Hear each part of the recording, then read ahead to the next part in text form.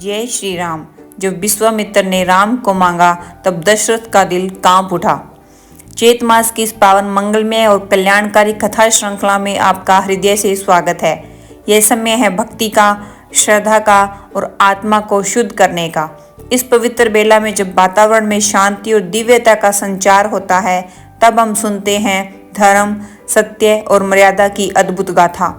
इस श्रृंखला में हम सुन रहे हैं प्रभु श्री राम के जीवन पर आधारित दिव्य कथा, जो हमें धर्म का मार्ग दिखाती है और जीवन जीने की सही दिशा प्रदान करती है। तो आइए मन को शांत करें, भगवान का स्मरण करें और आरंभ करते हैं आज की पावन कथा। जब राजा दशरथ अपने दरबार में बैठे थे, तभी महान तपस्वी और तेजस्वी ऋषि विश्वामित्र वहां पधारे। राजा ने उनका अत्यंत सम्मान किया और विनम्रता से उनका स्वागत किया।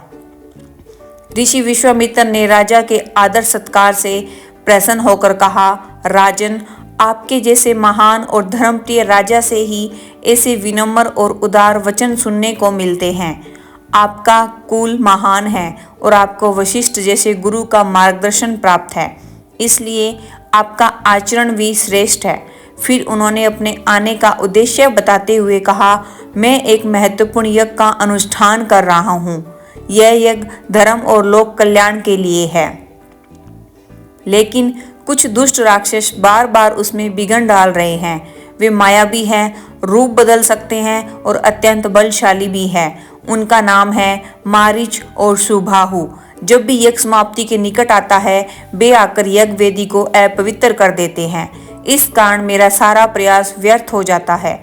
ऋषि आगे बोले, इस यज्ञ के नियम ऐसे हैं कि मैं क्रोध में आकर उन्हें शाप भी नहीं दे सकता।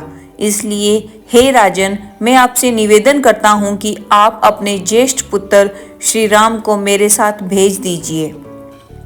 श्री राम दिव्य तेज से युक्त है, वे इन राक्षसों का नाश कर सकते हैं। उनके समान वीर और योग्य इस कार्य के लिए कोई नहीं है। यह सुनते ही राजा दशरथ का हृदय कांप उठा। उनके मन में अपने पुत्र से बिछड़ने का भय जाग उठा। वे अत्यंत दुखी होकर बोले, हे महर्षि, मेरा राम अभी बहुत छोटा है। वह अभी 16 वर्ष का भी नहीं हुआ है। उसने युद्ध की पूरी शिक्षा भी नहीं पाई है।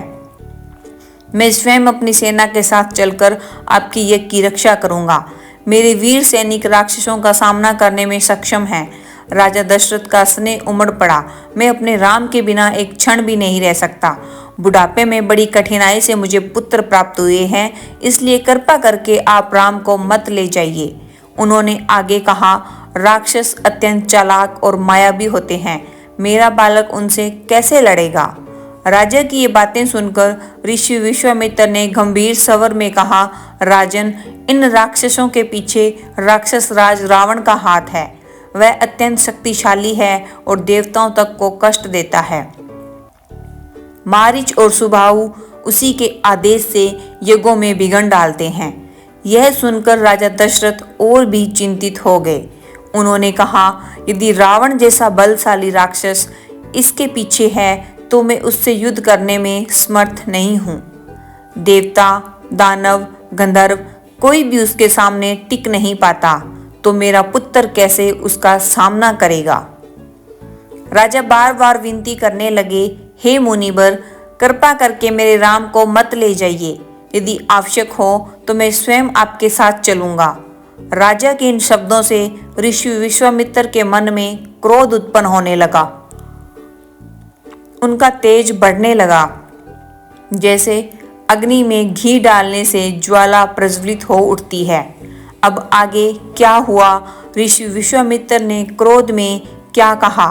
क्या राजा दशरथ अपनी बात पर अड़े रहे या कुछ और हुआ? यह हम जानेंगे इस कथा श्रृंखला के अगले भाग में। तो भक्तों, यह थी आज की चैत मास की पावन कथा, एक महत्वपूर्ण भाग।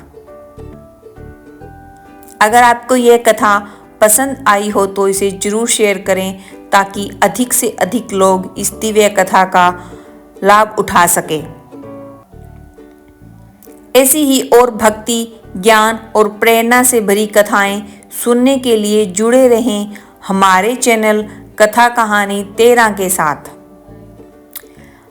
कल फिर मिलेंगे एक नई कड़ी के साथ। तब तक के लिए जय श्री राम, जय सिया राम। धन्यवाद।